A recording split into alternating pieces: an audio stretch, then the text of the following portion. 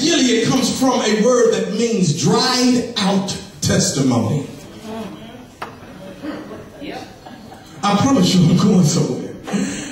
Gilead had dried out, their name means dried out testimony. And they were trying to figure out a way to get through Ammon's territory. And when they finally realized that I don't think there's any hope for us, we have to surrender to Nahash. Because if we don't, Nahash will kill us. If we don't surrender, Nahash will kill us. If we want to be successful in any kind of way, we have to go through Nahash and suffer the consequences of making a deal with Nahash. Let me take this to where we understand where we are. God began to show me that a lot of times we take deals with the devil that seem to be good for right now because you think it's better than the alternative. I posed a question to the young people the other day, and I began to, and I'll throw this at you if you will. I said, would you rather take $4 million right now or take a penny doubled every day for 30 days? Think about it. Almost everybody said, I want the $4 million right now. I want it right now. How many would say that?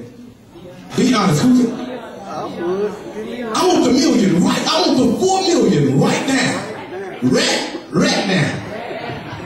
Now notice I said, or a penny doubled every day for 30 days. Well, by choosing the big number that we think is fine right now, the $4 million, what we forget to understand is the principle of compound interest.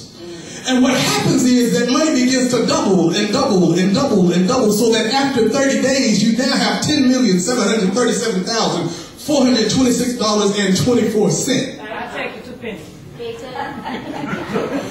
But we choose $4 million because it seems good right now. Gilead thought the only alternative they had was to surrender to Nahash because that looked good right now. It was better than death.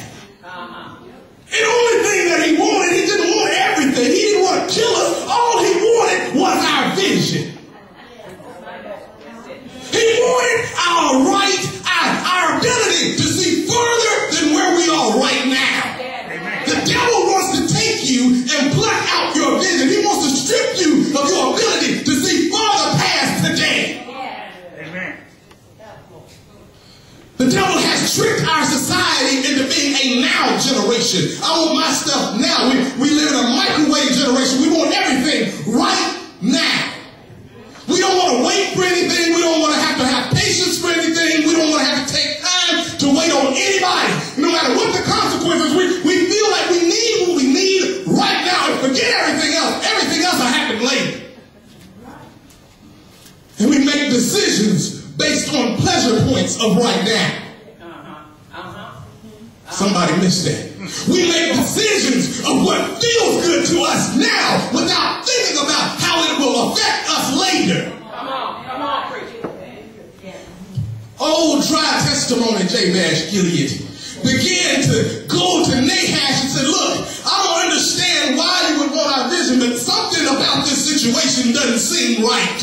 Something about this whole deal that you're telling us about. I understand that if we don't surrender to you, you're going to kill us. And you can go be nice to us and just take out our eyes. But allow me for a minute to get myself together. Let me tell somebody this. There's always something on the inside of you that knows when a bad deal is happening. There is something on the inside of you that knows when you're in a situation that just isn't quite right. There's something on the inside of you that crawls out and cries out and says, help me here. I don't understand why I got to go through this. I don't understand what all is going on, but something doesn't feel right and I need to take a check. Come on. We need to evaluate some things, and instead of us rushing into situations, sometimes we got to step back and pray. situations we would find ourselves in. We wouldn't find ourselves in those situations if we just took 7 days to pray about it first. Instead of moving off feelings of how I want to do things and how I think things should be, if I just step back a second and just pray for a little while, we can see what God would have for us. Vision is so important because if we don't have vision, we can't see where the enemy's coming from. It's important in boxing when there's a cut over the right eye and the fighter is right-handed. It's very hard for him to see what punches are coming to him. It's a dangerous thing to be in a ring with somebody and you can't see. That's right. It's a dangerous thing to be in the way of a punch that you don't know where it's coming from. And that's the position that the devil wants you to be in. He wants to strip you of your vision so you can't see the mess that he's trying to throw on you. You think that everything is good, but you only see him from this side. Over here, he has a plan to mess you up. So you say, Brother Jackson, I don't understand. What's so bad about having, he was going to let him live.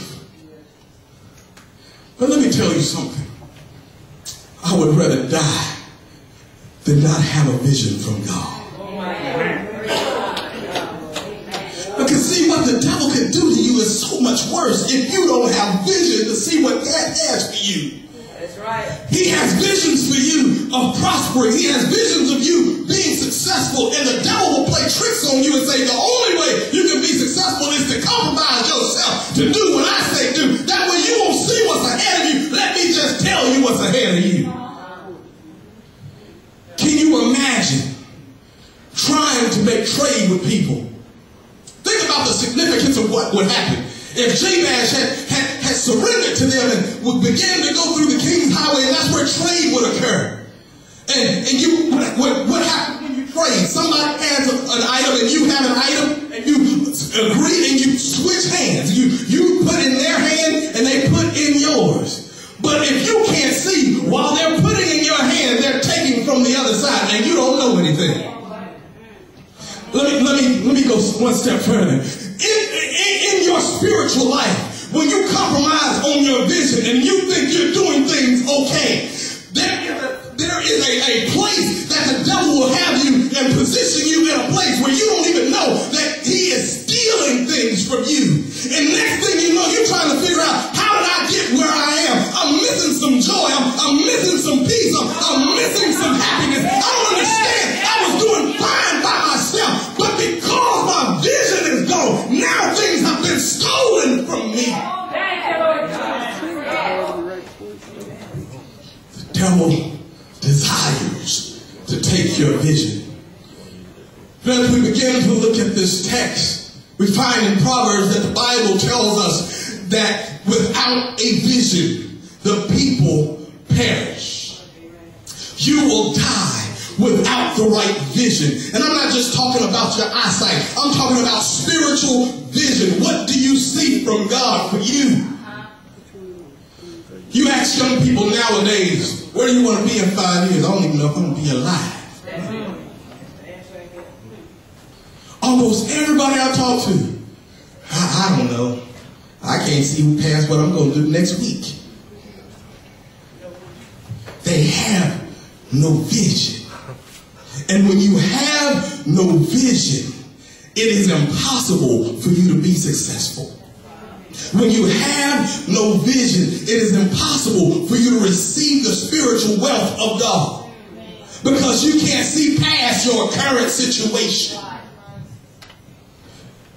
I hear God saying, as he began to remind me of Jabez, and even though they were so dry, and even though they were their testimony was so old, it even goes further to say, when you break down the word Jabez Gilead, it goes into the word dirt and dusty.